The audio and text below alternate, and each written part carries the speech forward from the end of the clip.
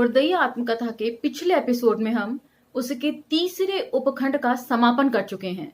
वह एक समापन एपिसोड था तीसरे उपखंड का, जिसमें हमने जाना कि किस प्रकार लोग जो हैं अंधविश्वासों से घिरे रहते हैं और अकाल पड़ने पर तो ये अंधविश्वास और भी ज्यादा बढ़ जाते हैं।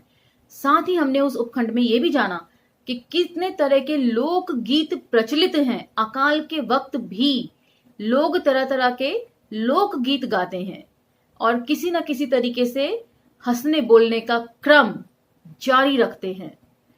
और साथ ही ये भी जाना एक दिलचस्प पहलू जो किसी और आत्मकथा में पहले कभी नहीं पढ़ा गया कि किस प्रकार गांव के ही कुछ ब्राह्मण लड़के पास के गांव की एक विधवा ब्राह्मणी को उठाकर ले आते हैं गांव के ही एक अधेड़ ब्राह्मण से शादी करवाने के लिए। उसके बाद इस बात की खबर जब पुलिस को लगती है तो वे 18 ब्राह्मणों को गांव से पकड़कर ले जाती है और वे किस तरह छूट कर आते हैं इसका भी विवरण तीसरे उपखंड में दिया हुआ है और वहीं पर एपिसोड का समापन भी है। आज हम इसके चौथे उपखंड की तरफ बढ़ेंगे। चलिए मेरे साथ चौथे उपखंड की तरफ। आभासी दुनिया के मेरे दोस्तों, शालिनी बोल रही हूं। जय भीम, फूल चौहान। चौथे एपिसोड का विषय है चौथे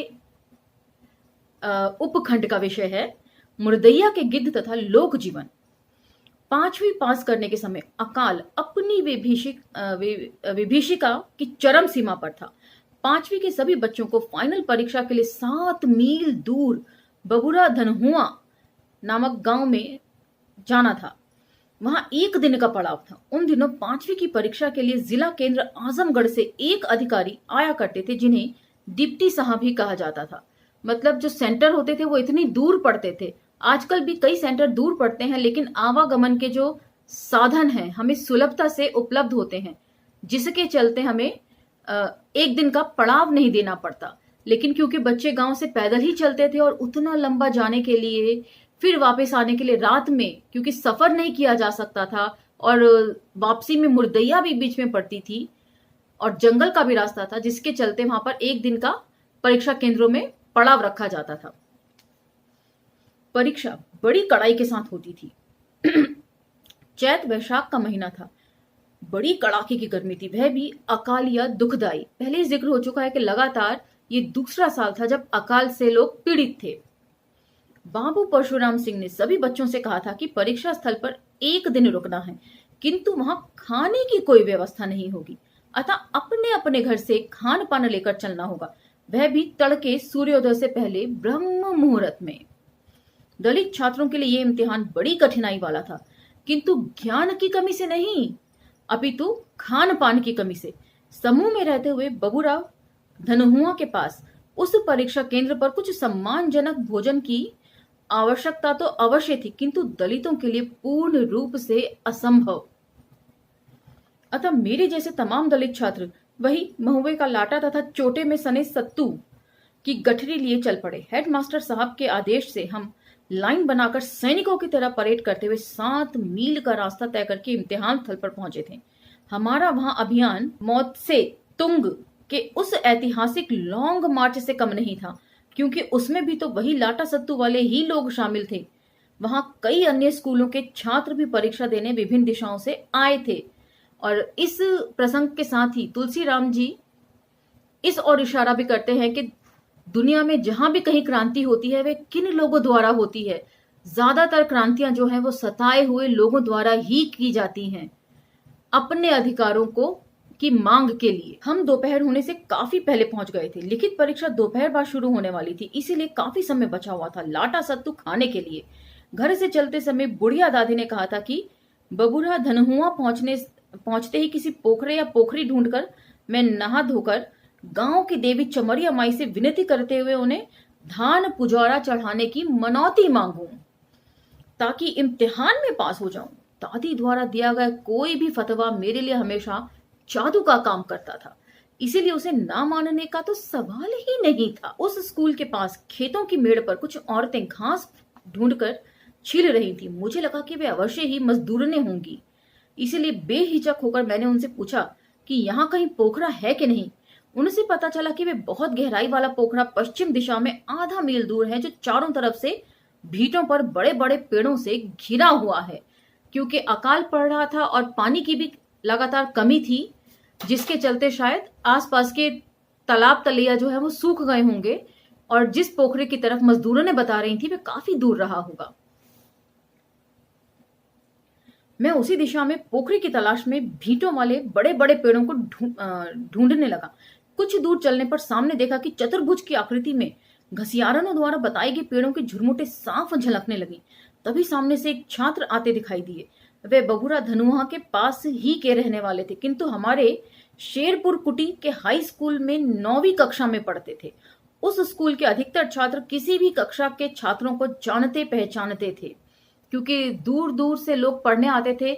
स्कूल जो है वो पहले कम हुआ करते थे और लोग पढ़ने के लिए काफी काफी दूर से शायद स्कूलों तक पहुंचा करते थे। अतः पोखरी की तरफ से आते हुए रामचरण यादव जी मुझे देखकर बोल पड़े, आज तो कौनो काम ना हुई, ई कनमा सामने पड़ी गईल। इसके बाद उन्होंने तेज आवाज में पूछा, कहवा जात रहो हो रे कनवा? मैंने पोखरी में नहाने की बात बता दी। इतना सुनते ही उन्होंने उसी शेरपुर कुटी की रामलीला के ऋषि परशुराम की तरह रौद्र मुद्रा में चांटा तानते हुए आदेश दिया, जल्दी से भाग चमर कहीं का, बड़कन लोगन के पोखरा में तू नहीं बे। रामचंद्र की इस रौद्र मुद्रा से मैं भयानक रूप से डर गया। ऐसा लगा कि मानो वे अपनी आंखों से ही मुझे खा जाएंगे। इसलिए उस अनजान जगह पर मैं डर कर दौड़ते हुए इम्तिहान स्थल की तरफ भागा।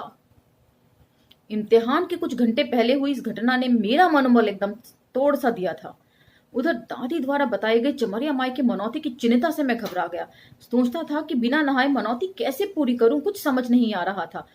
अकाल की विभीषिका से कहीं पानी का स्रोत नजर नहीं आ रहा था। संयोगवश बगुड़ा धनुहा के स्कूल के प्रसंग में एक नल अर्थात हैंडपंप गड़ा हुआ था।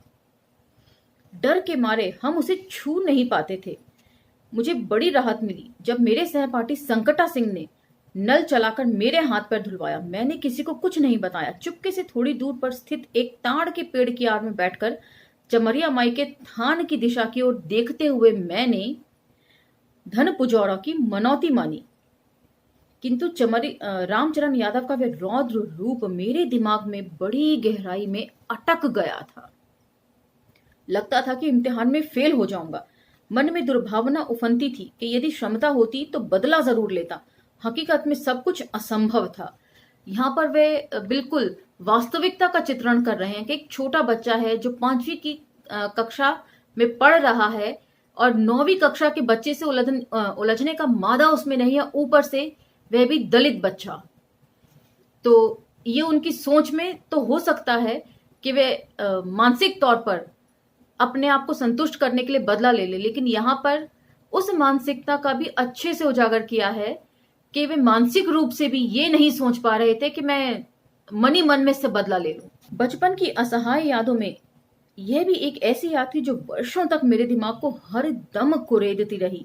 किंतु इसके लगभग 2 दशक बाद जब महाकवि शूद्रक का सदाबहार नाटक मृच्छ कटिकम यानी कि मिट्टी की गाड़ी के 8वें अंक को पढ़ने का मौका मिला तो सारी दुर्भावना हमेशा के लिए मिट गई।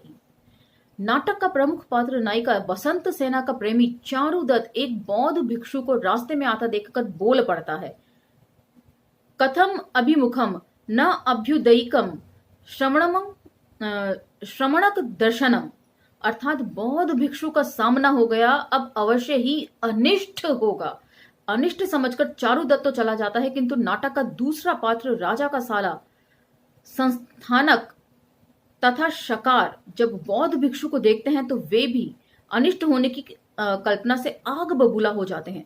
वह भिक्षु पोखरे से नहाकर लौटते हुए लुटेरी इंद्रियों से सबको सचेत रहने तथा सबके कल्याण की बात कहता आ रहा था। फिर भी शकार क्रोधित होकर कहता है कि जिस तरह शराब खाने में चिखना के लिए मूली तोड़ी जाती है, मैं वैसे ही तेरा अर्थात भिक्षु का सिर तोड़ता हूं। तब बौद्ध भिक्षु कहता है कि शादम पशिदतु उपादशके, अर्थात गुस्सा मत करिए उपासक, मैं आपका स्वागत करता हूं। तो शकार उसे गाली समझता है और वह बौद्ध भिक्षु को मारने लगता है। साथ में यह भी कहता जाता है कि जिस तालाब को राजा ने कुत्तों तथा सियारों के पानी के लिए खुदवाया था, उसमें तुम अपनी दुर्गंधित काया तथा गंदे चीवर को धोकर आ रहे हो। यहां पर दो चीजों का जिक्र मैं करना चाहूंगी जहां से ये रेफरेंस लिए गए हैं और उसके ऊपर बनाए गए प्रोग्राम्स को लेकर। सबसे पहला तो जो उत्सव फिल्म थी वह इसी सब्जेक्ट को लेकर बनाई गई थी, वसंत सेना के। और उसमें इस बात का श्योर तो नहीं कह सकती क्योंकि बहुत समय पहले मैंने ये फिल्म देखी थी, जिक्र है। तो आप देख सकते हैं कि फिल्म में इसका जिक्र किस हद तक आया है। और दूसरा, श्याम बेनेगल द्वारा डायरेक्ट किया गया जो सीरियल था भारत एक खोज, उसमें भी इस एपिसोड को दर्ज किया गया है। उसमें भी आप चेक कर सकते हैं। मैं भी चेक करूंगी उसके बाद अगले एपिसोड में, या जब भी चेक करूंगी तो मैं इस बात का पुनः जिक्र जरूर करूंगी कि एपिसोड बनाने में या फिल्म बनाने में कितनी ईमानदारी बरती गई है। ये इस बात की तरफ भी इशारा करता है क्योंकि फिल्में जो हैं लोग अक्सर समाज का दर्पण मानते हैं। इस तरह के सीरियल्स जो कि जवाहरलाल नेहरू जी की डिस्कवरी ऑफ इंडिया के ऊपर बनाया गया था, इससे ये भी पता चलेगा कि पंडित नेहरू ने कितनी ईमानदारी बरती थी अपनी डिस्कवरी ऑफ इंडिया लिखते समय। तो दोनों ही जगह क्रॉस चेक करूंगी मैं इसे, और जब भी चेक करूंगी तभी मैं इसका जिक्र जरूर करूंगी आप लोगों के साथ। फिलहाल मेरे ध्यान में नहीं है कि इस तरह की कोई बात हुई भी थी कि ये नहीं। तो चलिए आप लोग भी यदि चेक करें तो हमें जरूर बताएं कमेंट बॉक्स में। आगे बढ़ते हैं। अंतोतगत्वा बौद्ध भिक्षु सबके कल्याण की बात करते हुए चला जाता है, किंतु उसकी हर बात को वे गाली ही समझते हैं। जाहिर है प्राचीन काल में वैदिक हिंसावादियों द्वारा चलाए जा रहे बौद्ध विरोधी अभियान के दौर में लिखे गए इस नाटक में जाति व्यवस्था विरोधी बौद्धों को अपशगुन समझा जाता था। तो इस चीज को आप उस एपिसोड से कनेक्ट कर सकते हैं जिसमें तुलसी राम जी जिक्र करते हैं कि दादी सींगों में रखती थी सुई, डोरा और बीज और कई तरह की चीजें, नमक वगैरह भी। और वहां से वो कनेक्ट करते हैं कि बौद्ध भिक्षु भी इसी तरीके से गाय की सींगों में नमक ले जाया करते थे। तो उससे पता चलता है कि हम लोगों के जो पूर्वज हैं वे जरूर बौद्ध भिक्षु रहे होंगे। उस चीज को यहां से कनेक्ट करके देखिए कि वही दौर था और किस प्रकार अछूत बनाना शुरू कर दिया कि इनका मुंह देखना कितना अशुभ है। एक अछूत का मुंह देख लिया, एक भंगी का मुंह देख लिया तो ये अशुभ लक्षण हो गए। तो यहीं से ये प्रक्रिया शुरू हुई होगी। तो इसीलिए इतिहास की जानकारी होना बहुत जरूरी है, चाहे वे साहित्यिक तौर पर हो या वे इतिहास एज अ सब्जेक्ट हो। तो आइंदा भी यदि आप कोई लिटरेचर पढ़ें या कहीं से भी कोई ऐतिहासिक तथ्य भी पढ़ें तो इन सब बातों को ध्यान में रखें। सिर्फ यही मेरा कहना है। उस जमाने में वैदिकों की बौद्धों के बारे में यह आम अवधारणा थी जिसकी अभिव्यक्ति मृच्छ कटिकम में एक सौंदर्य शास्त्रीय विधा में शूद्रक ने की है। बबुरा धनहुआ के पोखरे पर पहुंचने से पहले जो कुछ मेरे साथ उस अकाल की कड़की में हुआ उसमें रामचरण भैया मेरे आधुनिक शकार ही थे। कितनी खूबसूरती से दो प्रसंगों को तुलसी राम जी ने कनेक्ट करके समझाया है, बेहद बारीकी से और सुलझे हुए तरीके से। यदि मैं उस समय मृच्छ कटिकम में उस बौद्ध भिक्षु के बारे में जानता होता तो शायद उतनी पीड़ा की अनुभूति नहीं होती। किंतु 2 दशक बाद जब बौद्ध दर्शन मेरे रोम रोम में घर कर गया था तो मृच्छ कटिकम से अवगत होने पर मुझे ऐसा लगा कि मानो सदियों पूर्व लिखे गए इस नाटक में वह बौद्ध भिक्षु मैं ही था। इस घटना ने उस पुरानी पीड़ा से मुझे मुक्त कर दिया और मुझे लगने लगा कि वैसी दुर्घटनाएं बदले की भावना से नहीं बल्कि वैचारिक चेतना से ही रोकी जा सकती हैं। बिल्कुल सही बात है। और इसी वैचारिक चेतना का प्रचार और प्रसार डॉक्टर अंबेडकर ने भी किया।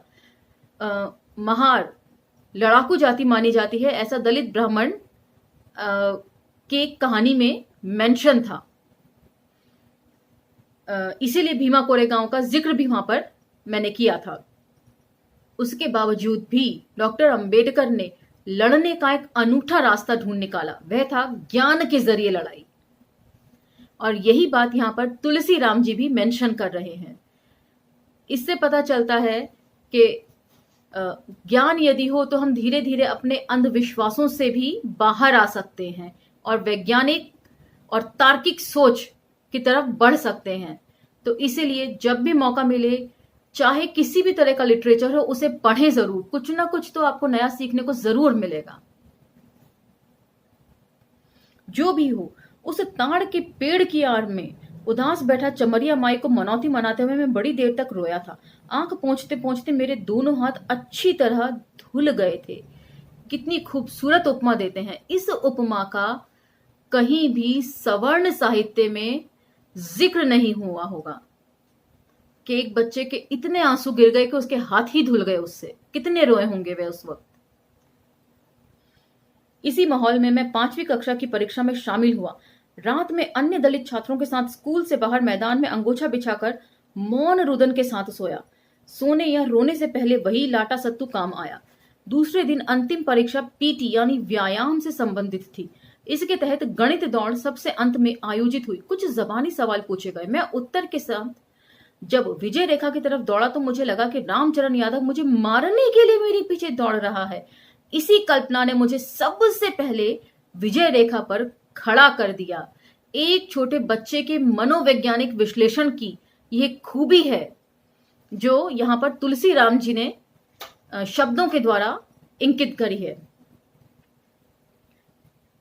मेरे स्कूल के सारे अध्यापकों ने जोरदार तालियां ठोकी। शाम को 5वीं का रिजल्ट घोषित किया गया।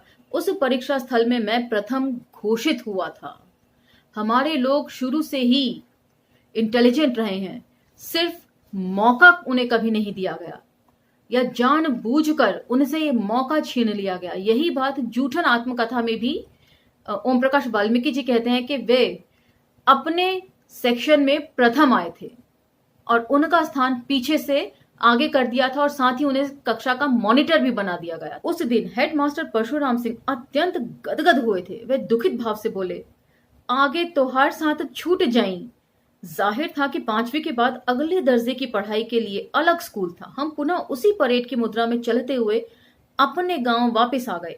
दूसरे दिन दादी की हिदायत पर मनौती के अनुसार चमरिया माई के थान पर जाकर मैंने धार पुजौरा चढ़ाया। तो आज का ये एपिसोड हम यहीं विराम देते हैं। थोड़े से मंथन की भी जरूरत है मुर्दैया आत्मकथा को पढ़ने के साथ साथ, क्योंकि ये सिर्फ एक आत्मकथा नहीं है। ये कई जगहों पर ऐसे प्रसंग आपके सामने लाकर खड़े कर देती है जिसको सोचे बगैर, मंथन किए बगैर हम आगे नहीं बढ़ सकते। तो ये बहुत जरूरी है कि आप लोग ध्यान से सुने और उसके साथ साथ छोटी छोटी बारीकियों को समझने के साथ साथ उसके ऊपर सोच विचार भी करें। क्या पता वह कौन सा अवसर हो जब आप अपने अंधविश्वास से ऊपर उठकर तर्कशील हो जाएं। तो आज का ये एपिसोड यहीं विराम देते हैं। अगले एपिसोड में आपसे फिर मुलाकात होगी। तब तक लाइक, शेयर, सब्सक्राइब करना ना भूलें और ना ही मंथन करना भूलें। धन्यवाद।